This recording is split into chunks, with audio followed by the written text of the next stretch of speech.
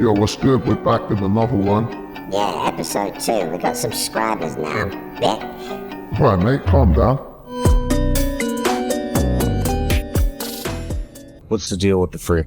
There's only a few real free that exist. In other words, when I say a few, I'm talking about maybe a few hundred, maybe at the at the top level that really know the ancient secrets. Okay. There's only a very small, and I do mean small amount of people that really house and hold the true knowledge of the ancient past at the top level free. This goes all the way back to deep antiquity. We're talking about 30,000 plus years ago. There were these brick masons in ancient Kemet called the Shatu. After the Great Flood, Amun-Ra, aka Marduk, he's known as Marduk in the Bible. In Kemet, he was known as Amun-Ra. And this is why people say Amen, actually. It's to him. He actually made it a rule, a law. But he had these brick masons helping him rebuild the land of Kem. And these brick masons had the secret knowledge of space flight, technologies, how to turn stone structures into advanced computer housing, data storage devices, as well as power generators and many other functions. A lot of the stone structures that were built were actually multifunctional stone computers. I think computers is a bit far-fetched. You can't have computers without quartz, dummy. There's this really bizarre set of ruins off of the western tip of Cuba. In the early 2000s, they found these incredibly bizarre ruins at 2,000 feet underwater. So there were marine engineers hired by the Cuban government to go search off of western Cuba using sonar to find shipwrecks and gas deposits. They were surveying in this massive sandy plateau that was literally like miles and miles and miles long with no rocks or anything. And they come across this set of structures that is 11.5 by 11.5 miles. They used sonar recreation to create what's on the floor. They found this and they were baffled. So Iturralde goes with him. He's a geologist from Cuba, and they go with a submersible. It dives down and they analyze it, and he says he's completely baffled by it and that it's not natural by any means. And that the structures look like a series of streets, temples, pyramids, that entire civilization, whatever, just sink to the bottom of the ocean, which is exactly how it's described. They haven't even searched all the jungles yet. That's a good point. This non-human realm was feeding off low vibrational energy. There's a scene in the first Matrix movie where Morpheus holds up a battery and says, the Matrix is a computer-generated dream world designed to turn humans into one of these, a battery. That is a profound statement in an apparently fictional movie. Well, we saw the kids version in Monsters, Inc. as well. That was another one. You had the monster world, where the key monster was a green entity with one single massive eye. I mean, that's telling you, isn't it? What happened is that in the monster world, they had no source of energy. And so in the power station, every day, the monster employees would turn up and they stand in line. And then these doors would come, and when they walked through the door, they walked into a child's bedroom. And their job was to terrify the child, so the child screamed. They caught the scream in a tube and went back to the monster world to power the monster world. It was very symbolic of how this worked. They are telling you without telling you, if you know. Yeah. Hollywood always shows you the truth. A mysterious face by the moon has been reported and captured by numerous individuals worldwide. Oh, snap. This occurrence has sparked a whirlwind of discussion, theories, and a generous dose of urban legends, but one particularly intriguing theory stands out: Project Blue Beam. Project Blue Beam is a conspiracy theory that suggests the existence of a secret project intending to create an artificial second coming, using advanced holographic technology to project images in the sky, potentially as a means of controlling or manipulating the public. In the context of the face by the moon, believers in this theory argue that the phenomenon could be a test or part of a larger, more sinister plan. Yep. Some commenters argue that these are just random images perceived by our minds as familiar patterns, such as faces, in visual configurations. True or not, one might wonder, what if there is really a watcher in the sky? It seemed like it was made of stone. It's a projection, bro. So this thing fires a beam of light at the warhead, hits it, fires another beam of light, and then flies out the way it came in. And the warhead tumbles out of space.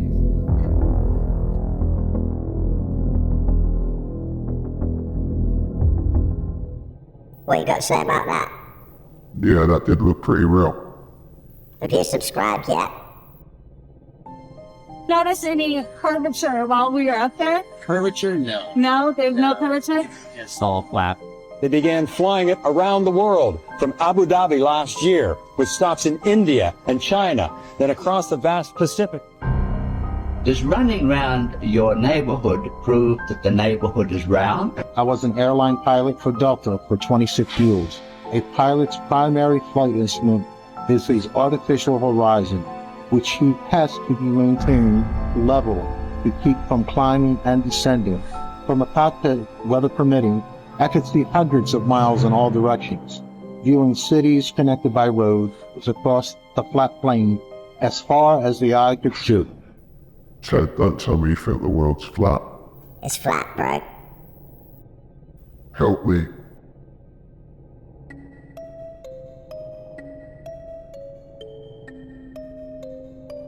Again. I'm not really talking to you. You're just my overactive imagination. I want to get the light to me. The child seems rattled. Can you type? No, I can't. Who's this guy? Lisa Greshey is live there with the very latest for us. Lisa? Kate, overnight here in Boston's Columbus Park, the Christopher Columbus statue was to figure out who did this. Christopher Columbus is credited with discovering America. Who is this guy? Many cities and towns across the country and here in Massachusetts have rejected the holiday and instead celebrate Indigenous Peoples Day. Why does this guy keep coming up? He's a reactor, bro. If you're gonna react to other people's content, at least make an effort. Yeah, like a candle or something.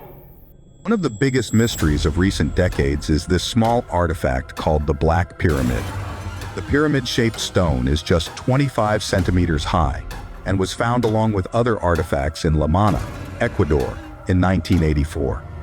Investigators realized that it glows under ultraviolet light and has an unusual eye carved in the top. The eye doesn't seem to be human, but more reptilian. But the strangest thing is carved on the bottom, a representation of the stars in Orion's belt with some writing. This writing is very ancient and known as pre-Sanskrit, and the translation is Sutamati Kara as, the son of the creator, comes from here. It's from Orion's belt. I thought the world was flat. You're not even ready to imagine the craziness we're in right now. Antarctica is the most mysterious continent in the world. A new theory is so crazy that it could completely change your perception of the Earth. According to this theory, Antarctica is not just a massive ice continent, but rather an enormous ice wall that surrounds all the continents. In 1992, a new world map was created, the Gleason map, which shows Antarctica encircling all our continents. This theory goes even further. Some believe that if we manage to cross this wall, we will encounter numerous other continents deliberately hidden from us by governments. There's land out there. Ted, please. Look, so this is the crazy thing. You want to get really nuts? Yes. It's time to leave. Time to leave what? This planet. We started a clock around 1953, which is when we had the first hydrogen bomb. We don't know how much time we have left, probably a few hundred years tops, because sooner or later you're going to have Putin-like, Trump-like people. It's nice if Elon thinks we can go to Mars. Maybe that will allow a small number of us to diversify in case we do something really dumb to the planet. But if human beings are to continue, we are to continue evolving, we need to spread out. There's land outside the walls.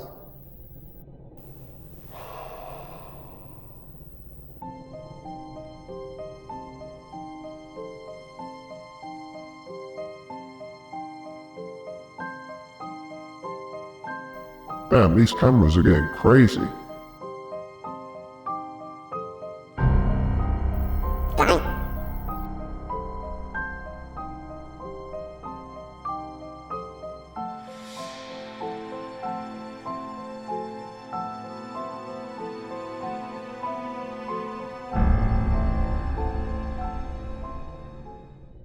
Bro, it's a projection. I've read every theory on how they built those pyramids. The Great Pyramid of Giza has 2,300,000 stones in it. Some of them weigh between 2 and 80 tons. Some of them are cut from a quarry that's hundreds of miles away. These things point, that pyramid is shaped perfectly. Like, if you up like a 1/4 inch there, a 1/2 inch here, by the time you get to the top, that thing's a mess. But meanwhile, it's not. It's perfect. It's also perfectly aligned to true north, south, east, and west. And they're not really sure how old it is. They think they date it to 2500 BC, but that's just because of organic particles that they pulled from inside stones. But they also say that they probably could have sealed those stones and resealed those stones over time. You're dealing with like a gigantic mystery of unfathomable proportion. Humans couldn't have built that without help. They can't even construct it for their fish. There's a lot about the Great Pyramid which suggests that it was intended to transmit information to the future. And that's one of the reasons why it incorporates the dimensions of the Earth on a particular scale, that you can take the height of the Great Pyramid and multiply by 43,200 and you get the polar radius of the Earth. You can measure the base perimeter of the Great Pyramid, multiply it by the same number, you get the equatorial circumference of the Earth. That number is not a random number. Those key numbers measure time today. 24 hours times 60 means there's 86,400 seconds. On vernal equinox, period of time of darkness and of light are exactly equal, 43,200 seconds. That number is the scaling ratio of the pyramid. So the Great Pyramid is gradually, bit by bit, revealing its secrets, and it's almost as though it was waiting for a time when human beings were ready to receive those secrets and had the ability to decode them. Do you think they're ready yet? Of course they're not ready yet. This is a real sign located in Davao, Philippines, and there is a scary urban legend that surrounds it. As you look at the sign, there is a silhouette of 2 children waving and an eerie instruction stating, "Please wave back." For years, an online debate has raged on. Some locals argue that this sign serves a practical purpose, a gentle reminder that a school lies nearby. Its intention is to urge motorists to slow down and acknowledge any children they may encounter in or around the vicinity. However, some eyewitnesses denies the presence of any school in the vicinity, and they insist that there are wandering spirits of children in the area. It is believed that these apparitions are not pleased when their kindly waves are not returned by people passing their way. There are no reports on what might happen when you don't wave back, but it's probably better to wave back for your own safety, or you might now know that they might haunt you for the rest of your life. That was just a drunk girl in the street, Ted. I'd still wave. I bet you would. Had in fact been face-to-face meetings between United States officials and extraterrestrials from other star systems. Have reports of several species that are here and have bases here. There's one species that looks something like a praying mantis. And then the short grays are the ones that you see in the cartoons.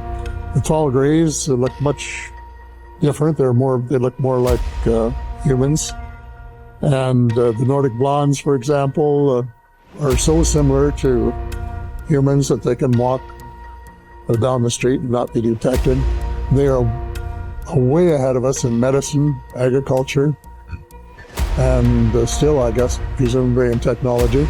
They know something we don't know, and that is every atomic bomb that is put off on Earth has an effect on other parts of the cosmos. They were concerned about it. They're here to help. If you say so, Ted. My boy JP sent me a solar filtered image of the sun, but it's this little area right here that raises some questions. Zoom in. What is this thing? Somebody explain this to me. What is it? Is it a craft? Is it an angel falling from heaven? Huh? We've seen all kinds of unexplainable things in the skies. Things that look like craft, angels, and other strange phenomena. So when it comes to stuff like this, what are they hiding from us? Glitch in the Matrix. That's my boy, Club 7. So I'm in this Facebook group called the Bridgewater Triangle, and a photo from this group got quite a bit of attention.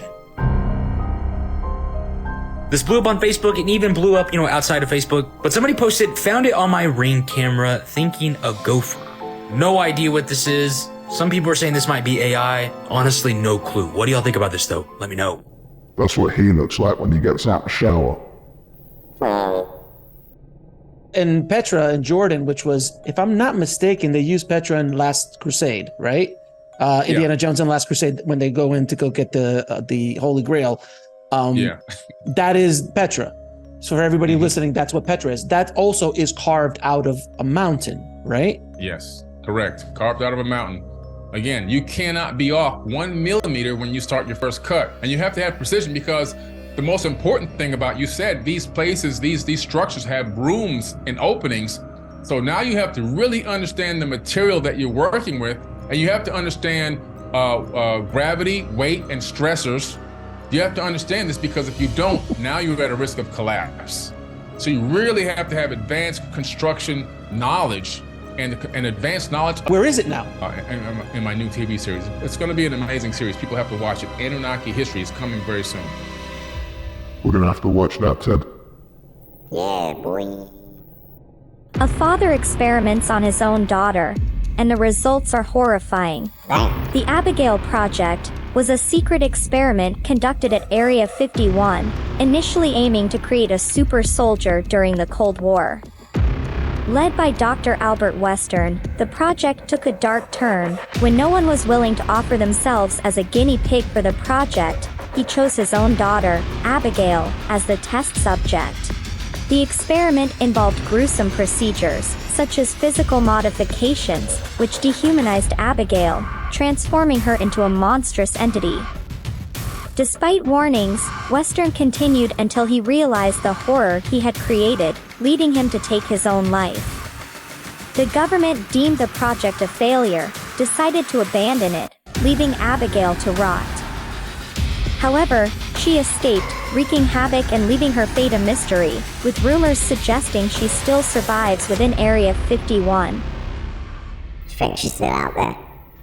I doubt it, Ted. Polaris said, you know, there's actual beings that do what you're doing, and they don't use equipment. I said, no. You need equipment to do this. Even dolphins. And he said, do you ever hear of dolphins? I said, Flipper? He wanted me to go see Flipper, and he said, yeah. You know, dolphins have been doing this for about 10 million years. I said, huh? I said, no, really. And at that time, I hadn't had a chance to get to a place where I could actually check out these dolphins and see if they were actually doing scanning and then actually doing treatment. But I was invited to go to Egypt. Someone also in that same workshop said, you're talking about resonance, you're talking about waveforms, you're talking about energy. Did you know that the ancients used to do this? I said, no. I said, I'm going to send you to Egypt. And I got to Egypt and found myself going on to an initiation, literally taken from temple to temple. I was led into the Great Pyramid alone during the day when it was closed for restoration. And when it's closed for restoration, apparently they turn on the volume of the energy fields inside of the pyramid. The pyramid is an acoustical device. The shape of it is kind of neat, but the acoustical cavities inside are the actual waveform generators. And of course, like in any old experimenter, I just said, I wonder what this does, and pressed the on button for the pyramid, and boy was I in for a surprise. I ended up meeting Source, going through the Eye of Horus, experiencing at one-ment with the allness, and I was given a command. And it said, get the word back to the people. What about the dolphins? I said, what? It said, get the word back to the people. The word is the vibration that you've been looking for that takes thought form and manifests it into actual matter. Dolphins, yo. I guess dolphins are smarter than most humans. I'm looking at this as the macrocosm, which this church is full of, especially the triumph of the name of Jesus. But this design that we see right here, where the pineal gland is located, is where the altar is located, and you're going to see that in all these temples, the ones that you look at. Holy of the Holies, where the Ark of the Covenant is located, is in the head. Okay? The incense altar is where the body is located, where the heart is. You see the porch, the two legs that come down, the altar. Now, when we take a look at the floor plan for the Church of the Jesu, we can see that what they have done is that what they have incorporated is the same design that we see all over these other temples. The altar, right where this altar is located, we see right here, that's actually in the head. And you see the incense altar from Solomon's temple is right there, right in the middle of that circle. And you see the width of the arms, and as they come down and as they end right here, we have the same design going on. The reason that's important is because it's called the Holy of Holies. It's also called the Ark of the Covenant. There's a lot of secrets hidden in churches. I bet there is. Shout out the new subscribers. Club 7, Steven Says Stuff, Richard Snyder. You know who you are. Thanks for watching. Remember to like, comment and subscribe. And we'll see you in the next one.